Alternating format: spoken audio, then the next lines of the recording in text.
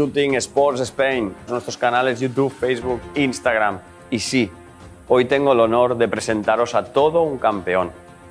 Con todos vosotros tenemos al gran campeón JJ Racaza.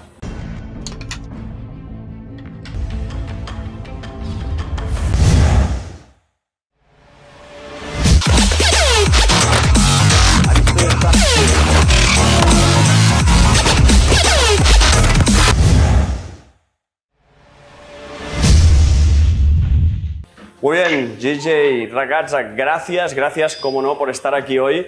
Para nosotros es todo un placer tenerte hoy aquí en Shooting Sports Spain. Sabemos que tu agenda es muy apretada, que viajas mucho y por eso mismo te queremos agradecer que hayas estado aquí hoy con nosotros. ¿Cómo estás, JJ? I'm doing very well. Thank you so much for having me. I'm very honored and I'm humbled to be here with you guys. Oye, JJ, para entrar un poco en materia y coger este hilo conductor, ¿no? Y tu trayectoria en el mundo del IPSC, cuéntanos un poquito cómo estructuras tú todo el año, ¿no? A nivel de entrenamientos, de competiciones, ¿cómo te estructuras? Sorry. So basically, my entire year, it starts out around February. And in February, I start out just hammering out the fundamentals and basically making sure that every single thing is good, checking my equipment, my speed, my accuracy, and then a little bit of my physical exercise, right? My fitness. And then throughout the year, as I go into the season, I start training up, trying to combine one or more of those fundamentals and start to develop them and work on my timing. That's one of the more important things for me now as more of a seasoned shooter. In the beginning, I stayed in that phase one is what I call it, where I work on individual skill sets, where I was working on either speed, accuracy. Now I'm more in terms of the line where I'm working more on terms of the timing of putting them all together and being able to execute at any point in any given time. And then near the competition, I really just set my pace. I focus on just executing my shots, not necessarily my speed anymore. And I'm just working on perfection and polishing all the skill sets. So by the time I get to competition, I am absolutely ready, where I know what pace I'm going to be bringing to the match. So live fire, I shoot about an hour. Every other day, if I can, I would like to make it every day. But live fire is about an hour. The gym is about an hour and a half. Meditation, mental training, about 30 minutes. I should be a little longer than that. And then dry fire at home, about 15, 20 minutes. Perfecto. Muchos tiradores que han pasado ya por aquí, por nuestro programa, nos han hablado de que es tan importante el entreno en seco, ¿no? Cuéntanos desde tu perspectiva, ¿qué importancia le das en el entreno en seco, ¿no? So my dry fire training is one of the most vital pieces of my training and development. It has been my staple since I was a kid, since I was younger. It has helped me become comfortable with any platform that I decide to use, and as quickly as I can to get familiar with it before I even fire around. Now that I'm a lot more seasoned, been around for a while, I still use dry fire, especially with my schedule right now being so busy. I don't get to shoot as much. Next year it'll change a little bit because it's a world shoot year. But not being I'm so busy, I dry fire in the hotel rooms. I dry fire as much as I can. So by the time I have to pull out my gun when I have to shoot in the range or practice or matches, the gun, the reload, the draw, the point, and the index does not feel foreign to me. It just feels natural, and all I have to do is respond to the right stimulus, which is seeing my sights, feeling my trigger. Cuéntanos ahora cuánto tiempo le dedicas a ir al polígono. Sabemos que viajas mucho y continuamente estás en polígonos distintos, ¿no? En todo el mundo. Pero en este sentido, ¿cuántas horas o cómo te organizas, ¿no? para entrenar en polígono? That depends right now. It's roughly about 2 to 3 times a week.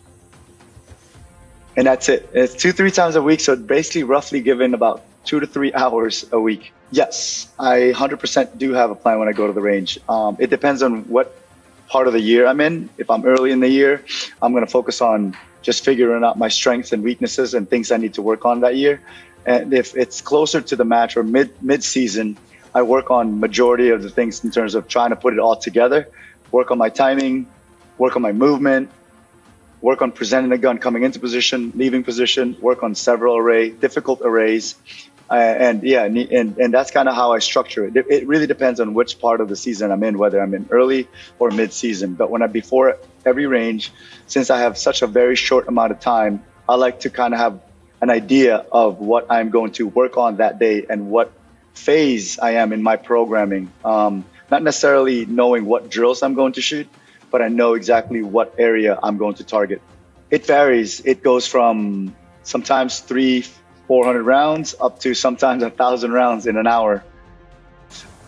Fortunately, not anymore. I am now sponsored by ArmScore, and they do a good job providing me with some ammo. Un tema también muy interesante que nos preguntan mucho, ¿no? Es muy importante el estado físico, ¿no? La forma física de la persona y del tirador, ¿no?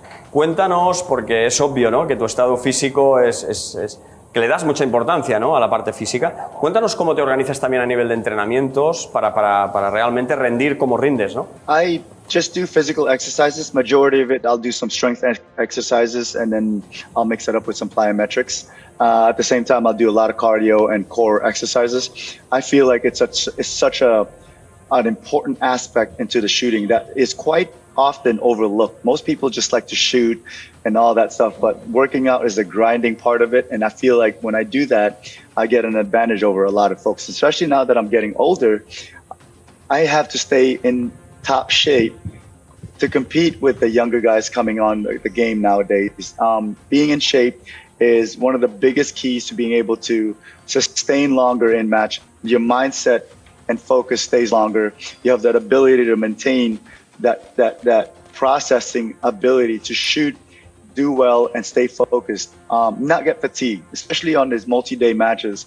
Most people fade out by the second or third day, and they wonder why. And then they'll go out there and continue to shoot, where it's really their physicality, their diet, and all of that stuff. So I feel like it's a very important part of my game, so I continue to work it. I always usually work and start out in the morning, strength training and plyometrics, and then in the evening I'll try to run with the family, and that's how I'll get my cardio in.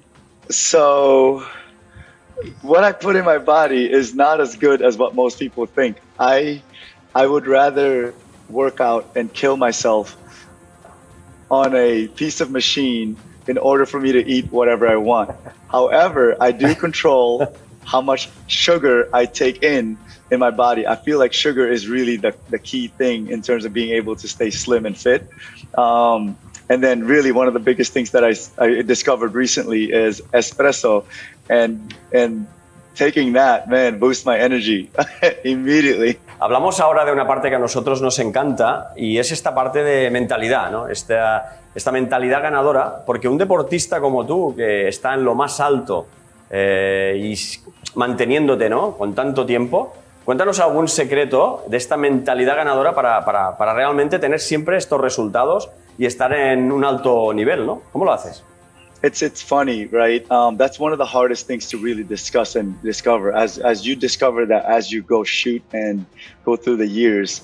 When I was new into the sport, the mental game really wasn't there compared to where I am now. And my approach was completely different as well. Early on in the game, I was just trying to keep up.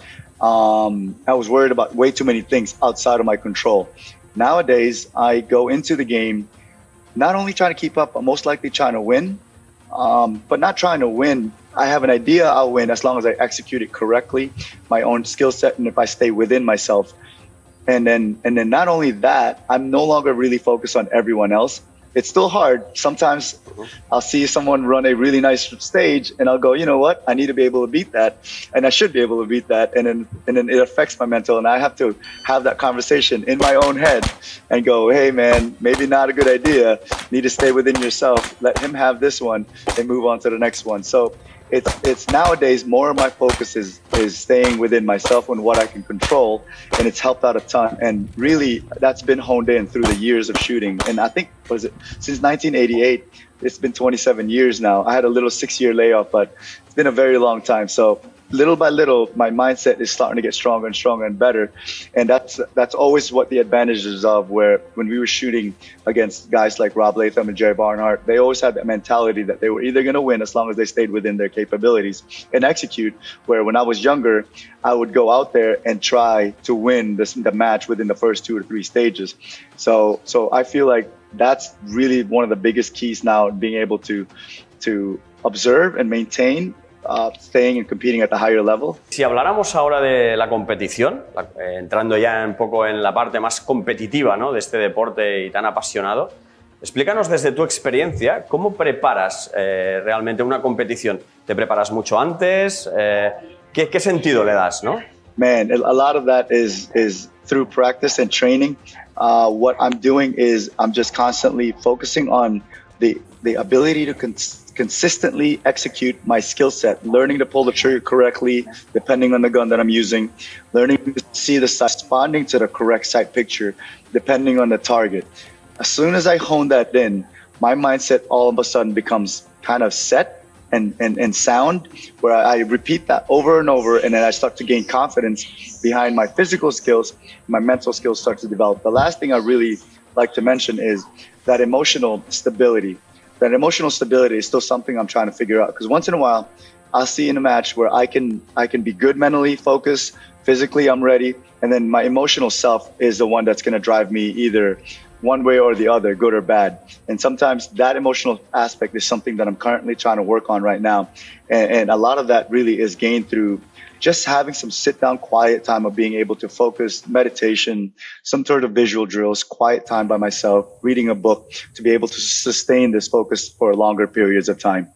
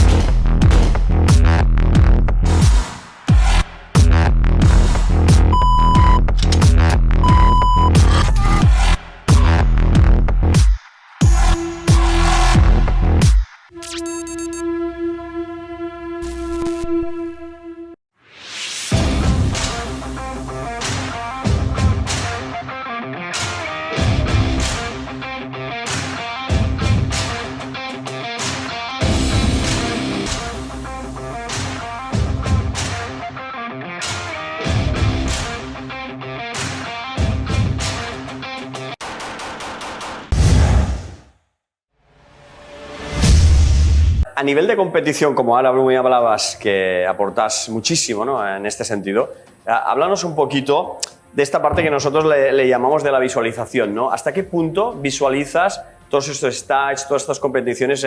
¿Te preparas mucho mentalmente?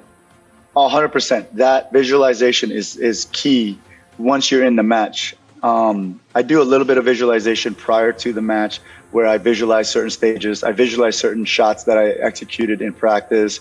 I visualize certain matches that I shot prior to the match. But once I'm in the match, I stay present with currently everything that I'm doing. So if I'm in a stage, I'm constantly visualizing the positioning, the way my gun presents on target, how that terrain affects how my gun presents on target, how am I pulling the trigger, where my sights are going on the target, what particular part on the target. And I have a lot of these details prior to me executing the stage. Once I'm actually on the stage, it becomes very simple. Because I've done a lot of the homework and hard work prior to that moment, by the time I'm in that moment, I'm stepping on the line and the RO says, make ready, my mind gets really quiet and I'm just focusing on, it's almost like a fast forward visualization where I look at every single target and my positions, where I reload, it looks like, and then if there's any chink in that armor or that plan, I'll immediately redo it, replan it, look at a specific array, do it all over again and make sure that it's clean, smooth. And so by the time I load and make ready, I have nothing to think about anymore. Now it's just reacting correctly to the targets that I'm shooting or to the position that I'm coming into. Háblanos también, nos gustaría saber qué opinión le das tú a la parte más estratégica. Sabemos que es un deporte muy competitivo, como también has comentado y has dado muchos tips, pero háblanos de la estrategia. ¿Hasta qué punto es importante jugar una buena estrategia? We do. You have to. So you go in there. First, you're telling your mind you're gonna win. You're gonna win. Go in there and win. That's the only reason why you join competition is you go in there to win, to take home the title. I don't really care about the trophies. I'm more of a guy that likes the glory and beating guys that are hard to beat. So I'm always chasing that. But however, that can only go for so long if you don't have the skill sets to back it up, you don't have the mindset to back it up. So with all that said, even though winning is the priority, my strategy to go to the match is usually to battle and have a match within myself. I'm constantly just having a competition with me, whether I would have shot that better or if I shot it better on the match day itself because of adrenaline or whatsoever. So as much as it is against other people, I try to go to the match focusing on just me. And that really is the key for me to being able to stay within and be more consistent throughout the match. And a lot of times that's helped out quite a bit on being able to place higher in the podium. After the match, yes, 100%. I destroy myself to the point that I will fall in a dark hole where the only way out of that is I have to punish myself working out really hard to the brink of really almost passing out. However, during the match, I keep myself as positive as I can to go back to that emotional balance that I need to be able to have in the match. So my mindset stays strong. If my mind is strong, my physical self will be able to follow suit. So if I start destroying myself too soon in the match and start talking trash or do anything and start negative talks in the match, it affects my emotional self. And then that's when you'll see most guys go in a roller coaster ride and it's harder for them to pick themselves out of that hole. Queríamos saber, tú que viajas tanto como tirador y que siempre estás viajando, ¿cómo concilias esto a nivel familiar? It's really hard. That's the thing I'm currently trying to juggle on. Balancing the three factors, right? I balance the family, I balance my work, and I balance the competition side. The competition side, I have a lot of responsibilities. I shoot for Beretta at this point, right? And they're expecting me to win and bring good things to the product. And some other sponsors like Armscore, Guga Ribas, they expect me to represent myself out there quite well. So there's a lot of pressure in competition. With the traveling with the business, I have to stay in top shape to be able to communicate the skill sets that I'm trying to teach, whether it's military, civilian, or police officers, right? So I have to be able to communicate that and really stay on top of my game because with the world that I'm in, it's a very dangerous thing that can happen out there if I am not on top of my game when I'm dealing with 10 to 12 guys, 14 people all at the same time on the line. With family, I have to be present as much as I can when I'm home. So this is one of the biggest reasons why I left Vegas and I actually gave up my ownership on a gun shop, because I wanted more time when I'm home. As soon as I get home, I like to be with the kids, wife, family, it is my parents, her parents. Yeah. I want to be able to be engaged the whole entire time. And a lot of times that's what a lot of people think, that it's hard to reach me because I actually put my phone away. Or I give my phone to my kids and then they go and hide it, and I don't know where it is for the rest of the day, and I'll only find it at the end of the day, and I'll miss several messages and stuff like that. So that's the big thing, right? The juggle of life, and this is the card that I'm currently dealt with, so I deal with it in certain ways, and that's why since I can't shoot as much, I'll dry fire more than other folks. Since I'm traveling quite a bit, I have to stay home. When I get home, I have to stay more present with the family in order for me to kind of try to make it up, because time just keeps going by, right? Right now, I'm already 40 years old, and I don't feel like I'm 40, but man, that's what it says on my driver's license. So it's unfortunate that we can't slow down time, but yeah, that's how I balance. ¿Qué 3 consejos les darías tú a cualquier tirador, un tirador que empieza, un tirador profesional? ¿Qué 3 consejos diría JJ Racaza a un tirador que nos está viendo ahora mismo? 3 tips in shooting, yeah. Just 3. So, the 3 tips I would give people is really to, first thing, make sure you are really good with your gun handling and weapons handling, manipulation. You can do that by dry firing quite a bit. Make sure you draw as fast, make sure you reload as fast, and not only fast, but safe. If you do a lot of those reps, you end up mastering whatever technique you're doing. So that's one big thing. Next thing is really become accurate. Just learn how to pull the trigger. If you're learning how to pull the trigger and becoming accurate, the speed will come along later. As you go through this, everything gets better. Your timing, your grip, you learn the gun, you learn how to shoot. You have the solid sound foundation, right? So those 2 things are biggest thing. And the last thing really is learn how to be fast. Learning how to be fast is easier than learning how to be accurate. However, it's even harder and accurate at the same time. So really the biggest thing is, again, to review that, is dry fire, manipulation, get really good with that. It'll make you a lot safer weapons handling, and you'll be a lot more aware with that gun. Second, be accurate, learn how to pull the trigger correctly. Third, learn how to be fast.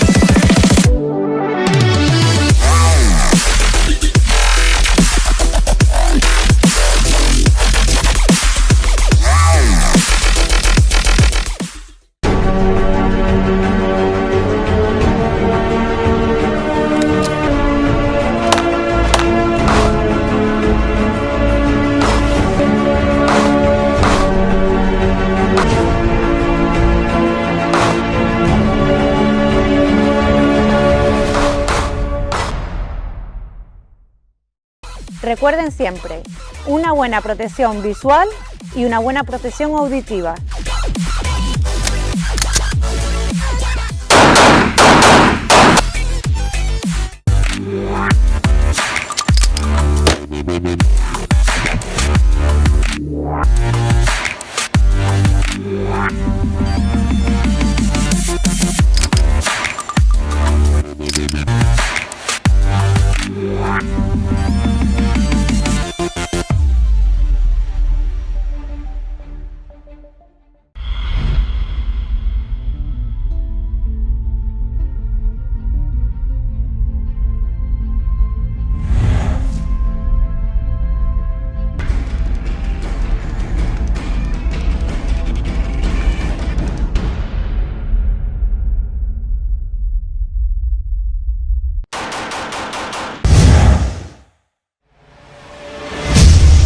Ya lo habéis visto, es muy interesante los consejos de JJ. Ya por último, ahora sí, JJ, cuéntanos un poquito qué proyectos tienes para este 2021. ¿Cuál es tu objetivo de este año 2021 que estamos? Cuéntanos un poquito qué proyectos tienes. 2021, it's going to be a little bit different year for me.